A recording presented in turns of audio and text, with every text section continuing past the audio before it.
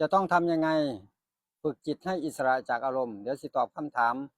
ตัวนี้นะครับของท่านผู้เจริญคือว่าต้องในชีวิตประจำวันนั้นต้องบ่เชื่อความเห็นความรู้เก่าความคิดเก่าความรู้สึกเก่าทั้งนั้นเพราะว่าสิเจ็บปวดคันแสบร้อนความรู้ต่างๆที่เคยจดจำมาว่างไว้เข้าใจเด้อทฤษฎีต่างๆว่างไว้แม้แต่ตำราที่เคยอ่านมาหูมาจำมากับว่างไว้บัดนี้ให้พ่อกระทบอารมณ์ให้เบิ่งให้รับรู้อืมแต่ว่าต้องมีเจตนาว่าจะปล่อยไฟมันเกิดให้ราคะโทสะมันเกิดได้อ่าแล้วที่นี่อย่าไปเชื่ออย่าไปเชื่ออารมณ์ความคิดความรู้สึกอย่าเชื่ออันนี้เกิดกับบ่เชื่อมันดอกบ่เชื่อโกรธเหมือนมันสิกระทบอยู่จักมือแล้วอย่าเชื่อ พอบ่เชื่อแล้วเฮามาเบิ่งกายวาจาใจเฮามาเบิ่งคือว่ามาเบิ่งแขนขามือไม้ใจอยากเฮ็ดจังไดต่อโกรธต่อโลภต่อหลงหรือต่างๆนั่นแหละปล่อยมันเกิดหน้าที่การงานทั้งโลกหรือว่ากิจการต่างๆกิจกรรมต่างๆก็เฮ็ดไปแต่ว่า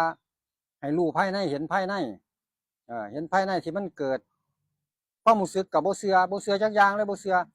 พอเฮาบ่เชื่อจักอย่างมันสิเกิดดิ้นเข้าใจว่ามันดิ้นอยากให้เฮาเชื่อนั่นในสร้างผูกเลื่อนตัวตัณหาน่ะมันดิ้นอยากให้เฮาสรุปเฮาเชื่ออ่าเดี๋ยวผู้นี้ว่าจังซี่ฮักซังผู้นี้ว่าจังซี่พอใจ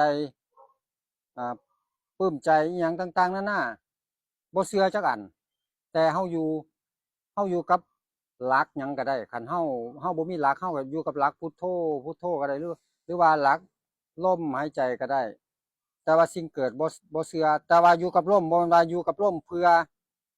ไปดับมันเด้ออืมบ่แม่นเพื่อไปดับมันแล้วให้เข้าใจอีกอย่างหนึ่งบัดนี้เนาะตัวเฮาตัวเฮาทั้งตัวนั่นล่ะทั้งกายทั้งใจ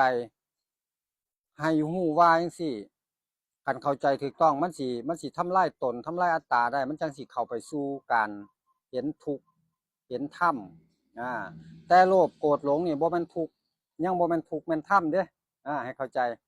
ที่มันเกิดอยู่นั่นมันบ่แม่นธรรมบ่แม่นทุกข์เพราะว่ามันยังมีตัวเฮามีตัวตัณหาเฮาอยู่ที่จะค่อยแทรกแซงที่จะค่อยไปดับ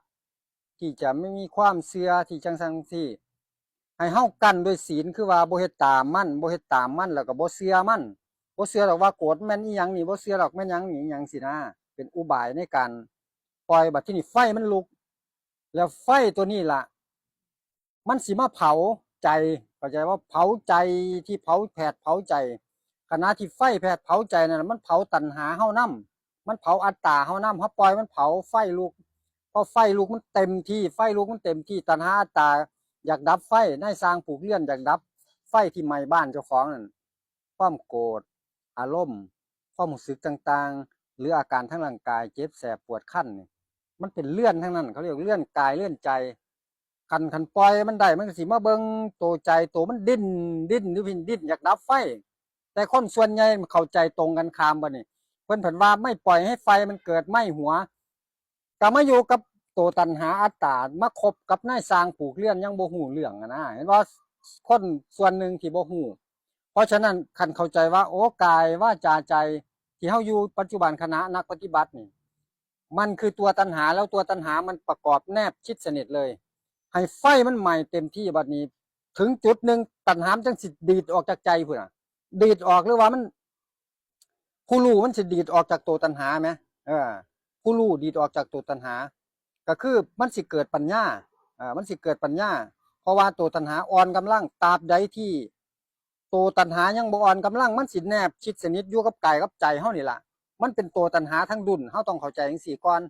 เพราะฉะนั้นเฮาถึงปล่อยไฟมันเผาแต่ว่าเฮาบ่เฮ็ดตามเฮาบ่เอากายวาจาใจไประบายตามโกรธตามฮักตามสั่งจังซี่นะฟังดีๆเด้อไฟมันสิไหม้ใจเฮานั่นล่ะปล่อยให้มันไหม้ใจเฮาแต่ว่าเฮาอยู่กับพุทโธก็ได้เฮาอยู่กับหยังกับลมหายใจก็ได้แต่ว่าปล่อยไฟมันไหม้อันไฟมันไหม้เต็มที่ได้พอเท่านั้นล่ะตัณหามันสิถึงจุดแตกดับแล้วผู้รู้ ปัญญามันสิดีดพึ่งขึ้นมาแล้วความโกรธความหยังมันสิค่อยๆสลายออกแล้วบัดนี้กระแสทุกข์มันสิปรากฏมันสิเข้าสู่ทุกข์ได้หรือไฟที่มันลุกแห้งๆนั่นล่ะเขาเอิ้นสติปัฏฐานแต่ขันย้อนมาตอนเฮาเจริญระลึกไว้อยู่บ่เชื่อนี่เขาเอิ้นว่ากรรมฐานเฮาเริ่มตั้งงานไว้แล้วตั้งงานไว้ได้เขาเอิ้นกรรมฐานพองานตั้งไว้ได้ไฟลุกปุ๊บนี่เป็นสติปัฏฐานแล้วนี่คันสติปัฏฐานมันมีสองอย่างคือมันจะไปฮู้แจ้งในสติปัฏฐานฮู้แจ้งถ้ำในถ้ำก็คือไปเห็นว่าไฟที่ลุกนี่อีหยังอยู่ในไฟไปเห็นกรรมบ่ไปเห็นราคะ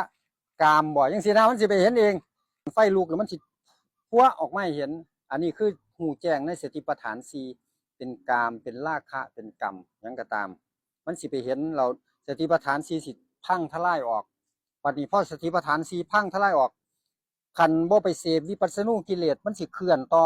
แต่ไม่มายันไปเสพทุกคนเราก็ไปติดอยู่สติปัฏฐานสี่เขาอริยมรรคแปดบ่ได้เขากายสังขารจิตสังขารบ่ได้แต่บัดนี้คันมันเข้าต่อบ่คันมันเข้าต่อ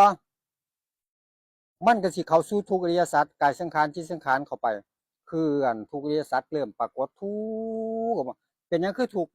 เพราะว่ากระแสทุกข์ตัวนี้มันคือกระแสธรรมเพราะว่าตัณหาแตกดับไปแล้วตัณหาตุยไปแล้วตายไปแล้วเข้าใจบ่เพราะตัณหาตุยไปแล้วตายไปแล้วมันก็ทุกข์ตัวนี้คือก้อนทุกข์คือกรรม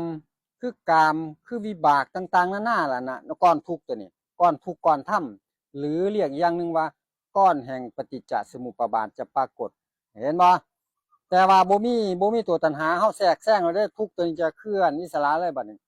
บ่ต้องไปเบิ่งบัดนี้บ่ต้องสนใจมันสิหมุนวนอยู่ในใจเองคันกำลังมันแห้งพอมันก็สิหมุนเข้า